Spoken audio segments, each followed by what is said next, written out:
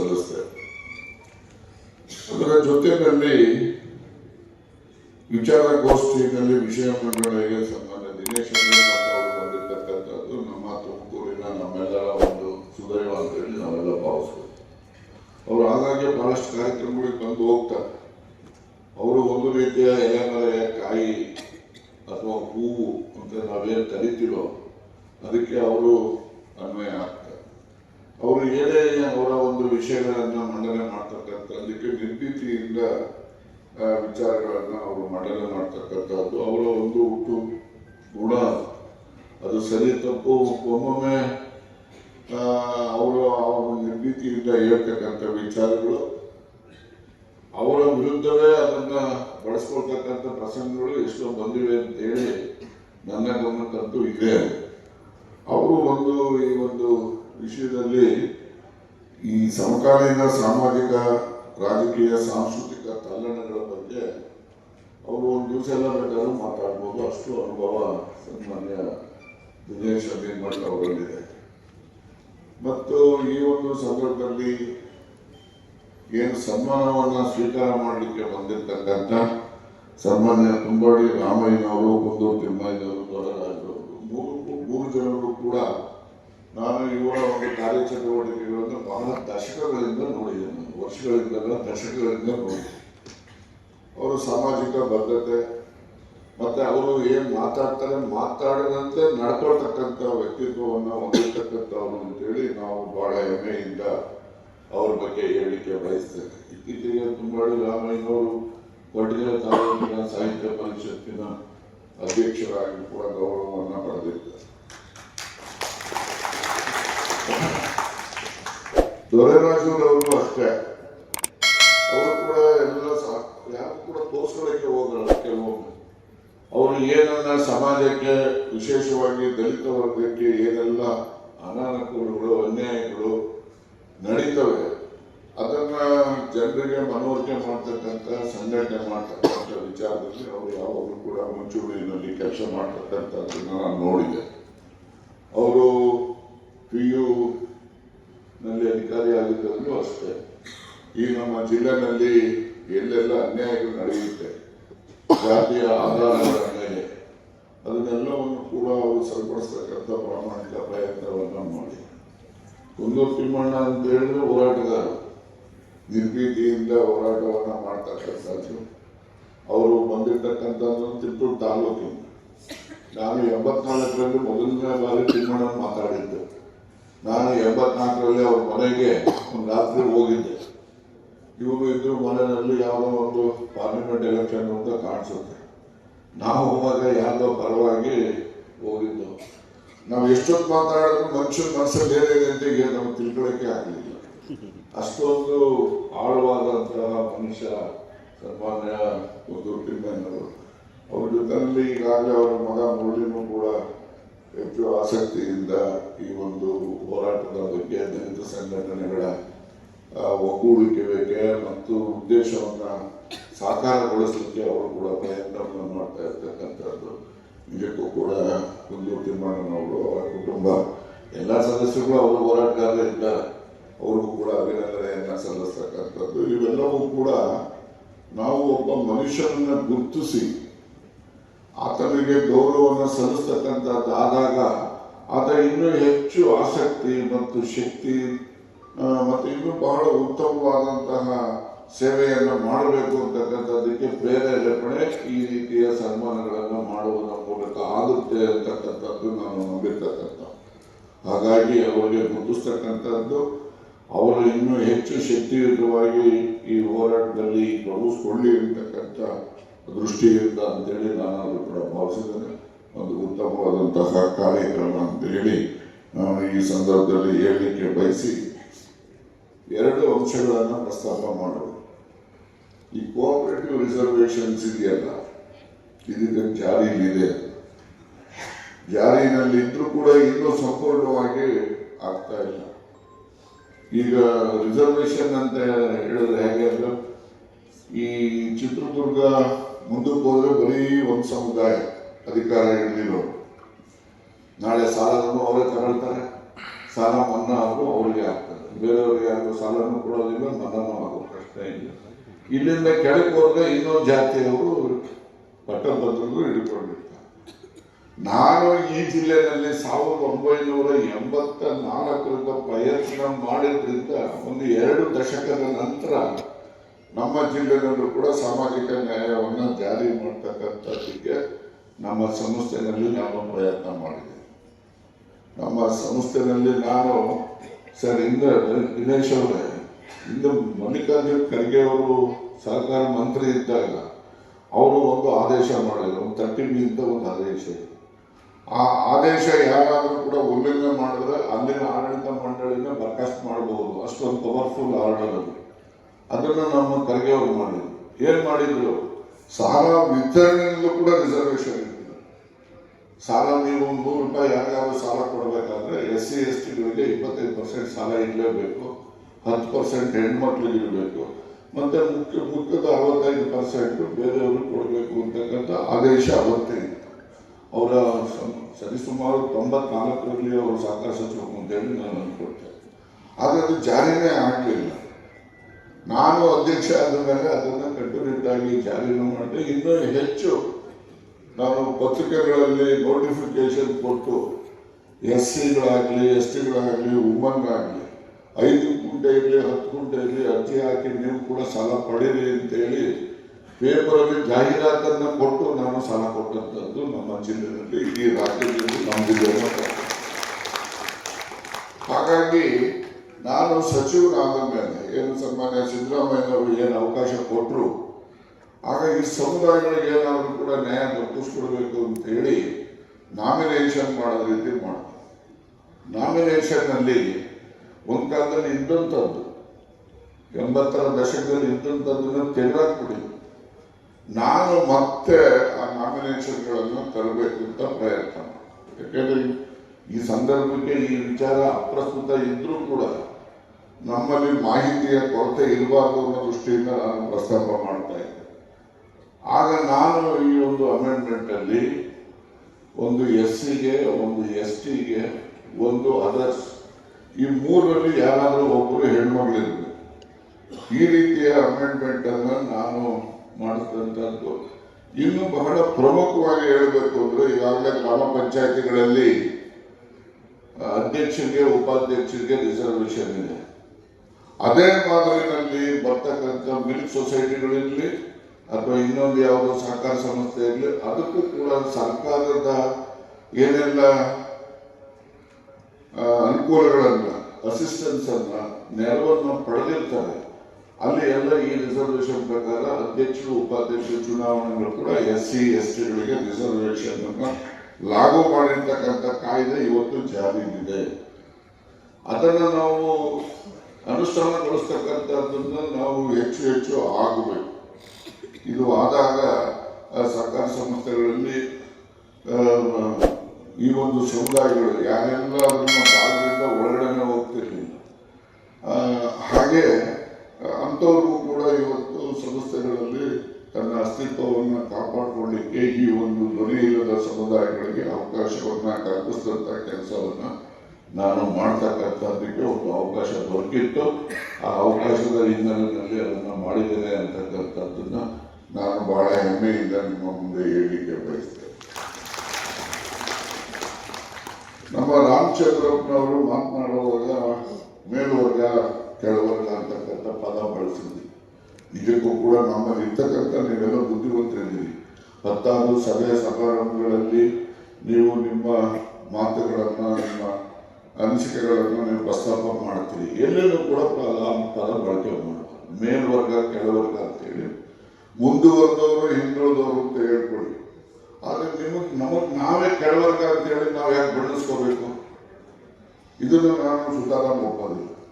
ನಾವು ಯಾವತ್ತು ಯಾರೆಲ್ಲ ಬಡವರು ಇರ್ತಾರೆ, ಯಾರೆಲ್ಲ ಅಸಹಾಯಕರಿರ್ತಾರೆ, ಧ್ವನಿಯಿಂದ ಸಮುದಾಯ ಇರ್ತಾರೆ, ಅವ್ರು ಯಾವತ್ತೂ ಕೂಡ ಇನ್ನೊಬ್ಬರಿಗೆ ಮೋಸ ಮಾಡ್ತಕ್ಕಂಥದ್ದು, ಅನ್ಯಾಯ ಮಾಡ್ತಕ್ಕಂಥದ್ದು, ಸುಳ್ಳು ಇರ್ತಕ್ಕಂಥದ್ದು, ದ್ರೋಹ ಮಾಡ್ತಕ್ಕಂಥದ್ದು ಯಾರು ಮಾಡಿಲ್ಲ. ಅದಕ್ಕೋಸ್ಕರ ನಾವು ಗುಡದಲ್ಲಿ ಎಲ್ರಿಗಿನ್ನ ದೊಡ್ಡವರಿದ್ದೇವೆ. ಹಾಗಾಗಿ ನಾವು ಯಾಕೆ ಕೆಳವರ್ಗ ಅಂತ ಹೇಳ್ಕೋಬೇಕು? ನಾವು ನಮ್ಮನ್ನು ನಾವೇ ಆ ರೀತಿ ಬೆಳೆಸ್ಕೊಳ್ತಕ್ಕಂಥದ್ದು ಸರಿಯಾದಂಥ ಚಿಂತನೆ ಅಲ್ಲ. ಯಾಕಂದರೆ ಎಲ್ಲ ಬುದ್ಧಿವಂತರಿದ್ದೀವಿ, ಮುಂದೆ ಕೂತಿರೋರು ನಮಗಿನ್ನ ಬುದ್ಧಿವಂತರಿದ್ದೀವಿ. ಕೃಷ್ಣಮೂರ್ತಿ ಇರ್ಬೋದು, ಇನ್ನೊಬ್ರು ಇರ್ಬೋದು, ನಮ್ಮ ಬಾಲಗುರು ಅವ್ರದ್ದೇ ಹೋರಾಟ ಇದ್ದೇ ಇರ್ತದೆ. ಸೊ ಹೀಗಾಗಿ ನಾವು ಅದನ್ನು ವರ್ಣನೆ, ನಾವು ಮಾತಲ್ಲಿ ಭಾಷೆ ಬಳಸುವಾಗ ಆ ಒಂದು ಮಾತನ್ನು, ಭಾಷೆಯನ್ನು ಬಳಸ್ತಕ್ಕಂಥದ್ದಕ್ಕೆ ನಾನು ಸುತಾರಾಮ್ ಒಪ್ಪೋದಿಲ್ಲ. ಮುಂದಿನ ತೀರ್ಮಾನಗಳಲ್ಲಿ ಮಾತನಾಡ್ತಕ್ಕಂಥವ್ರು ನಿಜಕ್ಕೂ ಆ ಪದ ಬಳಕೆ ಆಗಬಾರದು ಅಂತಕ್ಕಂಥದ್ದು ನನ್ನ ಕಳಕಳಿಯ ಮನವಿ ಅಂತೇಳಿ ಈ ಸಂದರ್ಭದಲ್ಲಿ ಹೇಳಿಕ್ಕೆ ಬಯಸ್ತೇನೆ. ಈ ದಲಿತ ಸಂಘರ್ಷ ಸಮಿತಿಯ ಹೋರಾಟ ಇದು ಸರಿಯಾಗಿ ಒಳ್ಳೆ ದಿಕ್ಕಿನಲ್ಲಿ ಆ ಹೋರಾಟವನ್ನು ನಡೆಸಿದಾಗ ನಾವು ಬೇರೆ ಸಮುದಾಯದ ಪ್ರೀತಿ ವಿಶ್ವಾಸವನ್ನು ಗಳಿಸುವ ರೀತಿಯಲ್ಲಿ ಇರಬೇಕು. ನಾವು ನಮಗಿರ್ತಕ್ಕಂಥ ಅಧಿಕಾರ, ನಮಗಿರ್ತಕ್ಕಂಥ ಹಕ್ಕನ್ನು ಬೇರೆಯವರಿಗೆ ತೊಂದರೆ ಕೊಡಲಿಕ್ಕೆ ಬಳಸಬಾರ್ದು. ನಮ್ಮ ಹಕ್ಕನ್ನು ನಾವು ಪ್ರತಿಪಾದನೆ ಮಾಡೋಣ, ನಾವು ನ್ಯಾಯ ಪಡೆಯೋಣ. ಆದರೆ ಆ ದಿಕ್ಕಿನಲ್ಲಿ ಇರ್ತಕ್ಕಂಥ ಕಾಯ್ದೆಯನ್ನು ತಿರುಚಿ ಬೇರೆಯವರ ದ್ವೇಷವನ್ನು ಕಟ್ಕೊಳ್ತಕ್ಕಂಥ ರೀತಿಯಲ್ಲಿ ಆಗಬಾರದು ಅಂತಕ್ಕಂಥದ್ದು ನನ್ನ ಯುವಕ ಮಿತ್ರರಲ್ಲಿ ನನ್ನ ಮನವಿ. ಇದನ್ನು ಬಹಳಷ್ಟು ಜನ ಯುವಕರು ಇರೋದನ್ನು ನಾವು ದುರುಪಯೋಗ ಪಡಿಸ್ಕೊಳ್ತಕ್ಕಂಥ ಸಂದರ್ಭಗಳನ್ನು ನಮ್ಮಲ್ಲಿ ಗಮನಕ್ಕೆ ಬರ್ತವೆ. ಅದು ಆಗಬಾರದು ಅಂತಕ್ಕಂಥದ್ದು. ಯಾಕೆಂದರೆ ನಾವು ನಮ್ಮ ಹಕ್ಕಿಗೆ ಹೋರಾಟ ಮಾಡೋಣ. ನಮ್ಮ ಮೇಲೆ ಯಾರಾದರೂ ದಬ್ಬಾಳಿಕೆ ಹಿಂಸೆ ಮಾಡ್ತಕ್ಕಂಥ ಸಂದರ್ಭಗಳು ಬಂದಾಗ ನಾವೆಲ್ಲ ಒಗ್ಗಟ್ಟಾಗಿ ನಮ್ಮ ಹಕ್ಕನ್ನು ಪಡಿತಕ್ಕಂಥದ್ದು. ಈಗ ಎಷ್ಟೋ ಸಾರಿ ನಾನು ನೋಡ್ತೇನೆ, ನಮ್ಮ ಈ ದಲಿತ ಸಂಘಟನೆ ಯುವಕರಲ್ಲೇ ಬೇರೆಯವ್ರ ಪರ ಬಂದ್ಬಿಡ್ತಾರೆ. ದಲಿತರಿಗೆ ತೊಂದರೆ ಆಗೋ ರೀತಿಯಲ್ಲಿ ಅವರೇ ಬಂದ್ಬಿಡ್ತಾರೆ ಕೆಲವು ಸ್ವಾರ್ಥಕ್ಕೋಸ್ಕರ. ಅದು ನಿಜಕ್ಕೂ ಕೂಡ ಆಗಬಾರ್ದು ಅಂತಕ್ಕಂಥ ಎಚ್ಚರಿಕೆಯನ್ನು ನಾವೆಲ್ಲ ವಹಿಸ್ತೇವೆ. ಏನೋ ಅಪ್ಪಿತಪ್ಪಿ ಅಕ್ಷರ 4 ಕಲಿತ್ಬಿಟ್ಟಿದ್ದೀವಲ್ಲ, ಆ ಅಕ್ಷರ ಜ್ಞಾನದ ಆಧಾರದ ಮೇಲೆ ಸಮುದಾಯಕ್ಕೆ ನ್ಯಾಯವನ್ನು ದೊರಕಿಸ್ಕೊಡ್ತಕ್ಕಂಥ ಕೆಲಸವನ್ನು ನಾವು ಮಾಡಬೇಕು ಅಂತೇಳಿ ಈ ಸಂದರ್ಭದಲ್ಲಿ ನಾನು ಹೇಳಲಿಕ್ಕೆ ಬಯಸ್ತೇನೆ. ಮತ್ತು ಈ ಪೂಜೆ ಪುರಸ್ಕಾರದ ಬಗ್ಗೆ ನಾನು ಹರಿಹರದಲ್ಲಿ ಒಂದು ಸ್ಟೇಟ್ಮೆಂಟ್ ಮಾಡಿದ್ದೆ. ಹರಿಹರದಲ್ಲಿ ಇದು ನಮ್ಮ ಕಾಲೋನಿಯಿಂದ ನಮ್ಮ ದೊರೆರಾಜು ಹೋಗಿರ್ಬೇಕು, ಎಷ್ಟು ಜನ ಆಫೀಸರ್ಸ್ಗಳು ಅಲ್ಲಿ ಆಗಿದ್ದಾರೆ, ಯಾರು ಒಬ್ರು ವಾಸ ಮಾಡಲ್ಲ ಎಕ್ಸೆಪ್ಟ್ ದೊರೆರಾಜು. ಇವ್ರು ಮಾತ್ರ ಅಲ್ಲಿ ವಾಸ ಮಾಡ್ತಾರೆ. ಈಗ 2 ಮೂರ್ತಿಗಳು ಇರೋದ್ರಲ್ಲ, ಎಲ್ಲ ಅಸಿಸ್ಟೆಂಟ್ ಕಮಿಷನರ್ ಆದವರಲ್ಲ. ಆ ಬೆಳಿಗ್ಗೆ ಸೋಮೇಶ್ ಎಕ್ಸ್ಟೆನ್ಷನ್ ಮನೆ ಮಾಡ್ಕೊಂಡು ಈ ಥರ ಆಗ್ಬಾರ್ದು. ನಾವು ಅಲ್ಲಿ ನಿಂತಾಗ ನಮಗೆ ಗೊತ್ತಾಗ್ತದೆ, ಇಲ್ಲಿ ಬಂದಿರ್ಬೋದೇನೋ ಮುಕ್ತಿಗಳು, ಇಲ್ಲಿ ಗೊತ್ತಿಲ್ಲ. ಆದರೆ ಎಕ್ಸ್ಟೆನ್ಷನ್ನಲ್ಲಿ ಮನೆ ಮಾಡ್ಕೊಂಡು ಹೊರಟೋಗ್ಬಿಟ್ಟು ಕಾಲೂರಿನಲ್ಲಿ ವಾಸ ಮಾಡ್ತಾ ಇಲ್ಲ. ದೊರೆರಾಜ್ ಮಾತ್ರ ಎಲ್ಲ ಕಾಲದಲ್ಲೂ ಅಲ್ಲೇ ವಾಸ ಮಾಡ್ಕೊಂಡಿದ್ದಾರೆ. ಅದು ಅವರ ಒಂದು ದೊಡ್ಡತನ ಅಂತೇಳಿ ನಾನು ಹೇಳಲಿಕ್ಕೆ ಬಯಸ್ತೇನೆ. ನಾನು ಹೇಳಲಿಕ್ಕೆ ಕೊಟ್ಟಿದ್ದು ಇನ್ನೊಂದು ವಿಶೇಷವಾದ ಏನಂದರೆ, ಹರಿಹರದಲ್ಲಿ ಈ ದಲಿತರಲ್ಲೇ ಇವತ್ತು ಹೋಮ ಹವನ ಇವೆಲ್ಲ ಮಾಡಲಿಕ್ಕೆ ಹೊರಟ್ಬಿಟ್ಟಿದ್ವಿ. ನಾವೇ ಜಾಸ್ತಿ ಮಾಡೋದು ಬೇರೆಯವ್ರಿಗಿನ್ನ. ಆದರೆ ಯಾರು ಅನ್ಯತಾ ಭಾವಿಸಬಾರ್ದು. ಯಾರಾದರೂ ಒಬ್ಬ ಬ್ರಾಹ್ಮಣ ಈ ರಾಜ್ಯದಲ್ಲಿ ಎಲ್ಲಾದರೂ ₹1 ಊದ್ಗಡ್ಡಿ ಆಗಲಿ, ₹1 ಕರ್ಪೂರ ಆಗಲಿ ತೆಗೆದುಕೊಂಡಿರೋ ಉದಾಹರಣೆ ಇದ್ರೆ ತೋರಿಸಿ ಮಾಡೋದು. ಎಲ್ಲ ನಮ್ಮದೇ ಖರ್ಚು ಮಕ್ಕಳು ಮಕ್ಕಳಾರ್ತಿ ಅವ್ರ ತರ. ಹೌದಾ? ಇದು ನಾನು ಹೇಳೋದು ಸರಿ ತಪ್ಪು ಅಂತ ಹೇಳ್ತಕ್ಕಂಥದ್ದಲ್ಲ, ಅದು ಬಂದಿರ್ತಕ್ಕಂಥ ಪದ್ಧತಿ. ಆದರೆ ಇವತ್ತು ಹೆಚ್ಚು ನಾವೇ ದೈವಭಕ್ತರಾಗ್ಬಿಟ್ಟಿದ್ದೀವಿ. ಇವತ್ತು ಹೋಮ ಮಾಡಿಸೋರು ನಾವೇ, ಹವನ ಮಾಡಿಸೋರು ನಾವೇ, ಕಾಣಿಕೆ ಕೊಡೋರು ನಾವೇ. ಇದು ಎಲ್ಲಿ ದಲಿತ ಸಂಘರ್ಷ ಸಮಿತಿಯ ಉದ್ದೇಶ ಅಲ್ಲ. ಅದನ್ನು ನಮ್ಮಲ್ಲಿ ಯಾರು ಉಳ್ಳವರು ಇರ್ತಾರಲ್ಲ ಅವರು ಅರ್ಥ ಮಾಡ್ಕೋಬೇಕು. ಬೇರೆ ವಿಚಾರ. ಅದಕ್ಕೆ ಎಲ್ಲ ಬ್ರಾಹ್ಮಣರು ಸ್ಟ್ರೈಕ್ ಮಾಡಿಬಿಟ್ರು ನನ್ನ ಮೇಲೆ, ಹಿಂಗೆಲ್ಲ ಅಂದ್ಬಿಟ್ರು ಅಂತ. ನಾನು ಸತ್ಯ ಹೇಳಿದಿಲ್ಲ, ಅಸತ್ಯ ಹೇಳಿದ್ರು ನೀವೇ ಲೆಕ್ಕಾಚಾರ ಮಾಡ್ತಾರೆ. ಸತ್ಯ ಇದ್ರೆ ಸರಿ, ಅಸತ್ಯ ಇದ್ರೆ ತಿದ್ದುಗಳನ್ನು ಮಾಡ್ಬೇಕಾದ್ರೆ, ಬದಲಾಯಿಸ್ಕೊಳ್ಳೋಣ ಮಾಡ್ಬೇಕಾದ್ರೆ. It is all subject to correction. So ಈ ರೀತಿ ನಾವು ಯಾವತ್ತೂ ಕೂಡ ವಾಸ್ತವ ಸತ್ಯವನ್ನು ಜನರಿಗೆ ಮನವರಿಕೆ ಮಾಡ್ತಕ್ಕಂಥದ್ದು ನಾವು ಮಾಡಬೇಕು. ನಾವು ಯಾವತ್ತೂ ಕೂಡ ವಾಸ್ತವಿಕತೆಗೆ ದೂರ ಹೋಗುವ, ವಾಸ್ತವ ಸಂಗತಿಗಳನ್ನು ನಿರ್ಭೀತಿಯಿಂದ ಹೇಳ್ತಕ್ಕಂಥ ಪರಿಪಾಠ ನಮ್ಮಲ್ಲಿ ಬರಬೇಕು. ಮುಂದೆ ಏನಾಗ್ತದೋ ನೋಡ್ಕೊಳ್ಳೋದು. ನಾವು ಮುಂದಿನ ಚಿತ್ರಣ ಯಾರ ಮುಂದೆನೂ ಇರೋದಿಲ್ಲ. ಅದು ಏನೇನು ಆಗ್ಬೇಕು ಅದು ನಡ್ಕೊಂಡು ಹೋಗ್ತಾ ಇರ್ತದೆ. ಅದಕ್ಕೋಸ್ಕರ ನಾವು ಅಂಜಿ ಸತ್ಯವನ್ನ ಹೇಳ್ತಕ್ಕಂಥದ್ದಕ್ಕೆ ಮರೆಮಾಚಬಾರದು. ಇದು ನಮ್ಮಲ್ಲಿ ಎಲ್ಲ ಯುವಕರಲ್ಲೂ ಬರ್ತಕ್ಕಂಥ ಅಂಶಗಳನ್ನು ನಾನು ಈ ಸಂದರ್ಭದಲ್ಲಿ ಹೇಳಲಿಕ್ಕೆ ಬಯಸ್ತೇನೆ. ಹಾಗೆಯೇ ಏನೆಲ್ಲ ಸಂಗತಿಗಳು ವಿಚಾರಗಳಿದ್ದಾವೆ ಈ ಹೋರಾಟಗಾರರ ಮನಸ್ಥಿತಿ ಮತ್ತು ಅವರ ಒಂದು ಉದ್ದೇಶಗಳೇನಿದ್ದಾವೆ ಇಂದಿನ ಯುವ ಪೀಳಿಗೆಗೆ ನಾವು ಮನವರಿಕೆ ಮಾಡಬೇಕು. ಇವತ್ತು ಯಾವತ್ತೂ ಕೂಡ ನಾವು ಇಂದಿನ ಇತಿಹಾಸವನ್ನು ತಿಳಿದಾಗ ಮಾತ್ರ ಮುಂದೆ ನಾವು ಇತಿಹಾಸವನ್ನು ಸೃಷ್ಟಿ ಮಾಡಲಿಕ್ಕೆ ಸಾಧ್ಯ. ನಾವು ಇತಿಹಾಸವನ್ನು ತಿಳ್ಕೊಳ್ತಕ್ಕಂಥ ಪ್ರಯತ್ನ ಇಂದಿನ ಯುವಕರಲ್ಲಿ ಇವತ್ತು ಕಡಿಮೆ ಹೋಗ್ತಾ ಇದೆ ಅಂತ ಹೇಳಿದ್ರೆ ತಪ್ಪೇನಿಲ್ಲ. ಎಷ್ಟೋ ಜನ ನೋಡಿ, ಈಗ ನಮ್ಮ ರಾಜ್ಯದಲ್ಲಿ ಪ್ರಪ್ರಥಮವಾಗಿ ದೇವರಾಜರು ಭೂ ಸುಧಾರಣೆ ಕಾಯ್ದೆ ಅಂತ, ಆ ಭೂ ಸುಧಾರಣೆ ಕಾಯ್ದೆ ಕಮ್ಯುನಿಸ್ಟ್ ರಾಜ್ಯಗಳಲ್ಲೂ ಕೂಡ ಅಷ್ಟೊಂದು ಕ್ರಾಂತಿಕಾರಿಕವಾಗಿ ಆ ಕಾಯ್ದೆ ಬರಲಿಲ್ಲ. ನಮ್ಮ ರಾಜ್ಯದಲ್ಲಿ ಬಂದಷ್ಟು ಕ್ರಾಂತಿಕಾರಿಕ ಕಾಯ್ದೆ 9th ಶೆಡ್ಯೂಲ್ನಲ್ಲೂ ಕೂಡ ಸೇರಿಸ್ತಾರೆ. ಇವತ್ತು ಒಂದು ಮ್ಯಾಟ್ರಿಮೋನಿಯಲ್ಲಿ ಒಂದು ಜಡ್ಜ್ಮೆಂಟ್ ಬರೆದ್ರೆ ಆ ಜಡ್ಜ್ಮೆಂಟ್ಸ್ ಅನ್ನು ಮಾಡಿಫೈ ಮಾಡಲಿಕ್ಕೆ ಹೈಕೋರ್ಟ್ ಸುಪ್ರೀಂ ಕೋರ್ಟ್ಗೂ ಪವರ್ಸ್ ಇಲ್ಲ, ಮತ್ತೆ ಮ್ಯಾಟ್ರಿಮೋನಿಯಲ್ ಮುಂದೆನೇ ಬರಬೇಕು. ಆ ರೀತಿಯ ಒಂದು ಕಾಯ್ದೆಯನ್ನು ತಂದು ಇವತ್ತು ನಮ್ಮ ಮಕ್ಕಳಿಗೆ ಕೇಳಿ ಯಾರ್ಯಾರು ಭೂ ಸುಧಾರಣೆ ಕಾಯ್ದೆ ಯಾರು ತಂದಿದ್ರು ಅಂತ ಯಾವಾಗಲೂ ಒಂದು ಬಿಡಿ ಸಹ ಅಂದ್ಬಿಡ್ತಾರೆ ಒಂದೇ ಸರಿಗೆ. ಆ ಕಾಯ್ದೆ ಲಾಭ ಪಡೆದವರೆಲ್ಲ ಈ ಮಂಗಳೂರಿನವರು, ಸೌತ್ ಕೇಂದ್ರ, ನಾರ್ತ್ ಕೇಂದ್ರ ಇವರೇ ಆ ಕಾಯ್ದೆ ಲಾಭ ಪಡೆದವರು. ಕಳ್ಕೊಂಡವ್ರು ಯಾರಪ್ಪ ಅಂದ್ರೆ ಬ್ರಾಹ್ಮಣರು, ಹೆಗ್ಡೆಗಳು, ಜೈನರು ಕಳ್ಕೊಂಡ್ರು. ಇವತ್ತು ಯಾರೆಲ್ಲ ಭೂಮಿ ಪಡೆದಲ್ಲ, ಕಾಂಗ್ರೆಸ್ ಪಕ್ಷ ದೇವರಾಜ ಅರಸೂರು ಅವರ ಬಂದಂತ ಕಾಯ್ದೆ, ಇವತ್ತು ಅವರೆಲ್ಲ ಕಾಂಗ್ರೆಸ್ಗೆ ದೇವರಾಜ ಅರಸೂರು ವಿರುದ್ಧ ಅವ್ರು ಯಾರು ಭೂಮಿ ಕಳ್ಕೊಂಡು ಅವ್ರ ಜೊತೆ ಸೇರ್ಕೊಂಡ್ಬಿಟ್ಟಿದ್ದಾರೆ. ಯಾಕಂದ್ರೆ ನಮ್ಮ ಮಕ್ಕಳಿಗೆ ಇತಿಹಾಸ ಸರಿಯಾಗಿ ಗೊತ್ತಿದ್ರು ಯಾರು ಹೋಗ್ತಾ ಇರಲಿಲ್ಲ. ಅವ್ರಿಗೆ ಇತಿಹಾಸದ ಕೊರತೆ ಆ ಮಕ್ಕಳಲ್ಲಿ ಬಂದ ಹಿನ್ನೆಲೆಯಲ್ಲಿ ಇವತ್ತು ಆ ಪರಿಸ್ಥಿತಿಯನ್ನು ನಾವು ಎದುರಿಸ್ತಾ ಇದ್ದೀವಿ ಅಂತ ಹೇಳಿದ್ರೆ ತಪ್ಪೇನ, ಹೌದಲ್ಲ ಸುರೇಶ್ ಅವರು? ಸೊ ಅದಕ್ಕೋಸ್ಕರ ನಮ್ಮ ಮಕ್ಕಳಲ್ಲಿ ನಮ್ಮ ಇತಿಹಾಸ, ಮುಂದೆ ನಮ್ಮ ಗುರಿ ಏನಿದೆ ಅಂತಕ್ಕಂಥದ್ದನ್ನ ಮನವರಿಕೆ ಮಾಡಬೇಕು. ಏನು ಸಂಘಟನೆ ಮಾಡ್ತಕ್ಕಂಥ ನನ್ನ ಸ್ನೇಹಿತರುಗಳಿದ್ದೀರಿ, ನೀವು ಆ ದಿಶೆಯಲ್ಲಿ ಚಿಂತನೆಯನ್ನ ಮಾಡಬೇಕು. ನಮ್ಮ ಯಾರೆಲ್ಲ ವಿದ್ಯಾರ್ಥಿಗಳಿರ್ತಾರೆ ಆ ಮೂಲಕ ನಾವೆಲ್ಲ ವಿದ್ಯಾರ್ಥಿ ನಾಯಕರಿದ್ದಾಗಲೇ 67, 68ರಿಂದನೇ ನಾವೆಲ್ಲ ವಿರೋಧ ಸಂಘಟನೆಗಳನ್ನು ಮಾಡ್ತಕ್ಕಂಥದ್ದು, ಎಲ್ಲಿ ಅನ್ಯಾಯ ನಡೆಯುತ್ತೆ ಅನ್ಯಾಯವನ್ನು ಪ್ರತಿಭಟಿಸ್ತಕ್ಕಂಥದ್ದು, ಈ ಧ್ವನಿಯಿಲ್ಲದ ಸಮುದಾಯಗಳಿಗೆ ಧ್ವನಿಯನ್ನು ಕೊಡ್ತಕ್ಕಂಥದ್ದು, ಅಸಹಾಯಕ ಸಮುದಾಯಗಳಿಗೆ ಸಹಾಯವನ್ನು ಮಾಡ್ತಕ್ಕಂಥ ಒಂದು ಮನಸ್ಥಿತಿಯನ್ನು ನಾವು ಅಲ್ಲಿಂದ ಕೂಡ ಬೆಳೆಸ್ಕೊಂಡ ಹಿನ್ನೆಲೆಯಲ್ಲಿ ಇವತ್ತು ದುರ್ಬಲ ವರ್ಗಗಳ ಏಳಿಗೆಗೆ ಶ್ರಮಿಸ್ತಕ್ಕಂಥ ಒಂದು ಮನಸ್ಥಿತಿಯನ್ನು ನಮ್ಮಲ್ಲಿ ಉಳಿಲಿಕ್ಕೆ ಸಾಧ್ಯ ಆಗಿದೆ. ಆ ರೀತಿಯ ಒಂದು ಪರಿಸ್ಥಿತಿಯನ್ನು ಮೂಡಿಸ್ಲಿಕ್ಕೆ ಇವತ್ತಿನ ಯುವಕರು ಯುವತಿಯರಲ್ಲಿ ನಾವು ಇನ್ನೂ ಹೆಚ್ಚು ಚಿಂತನೆಗಳು ಆಗಬೇಕು.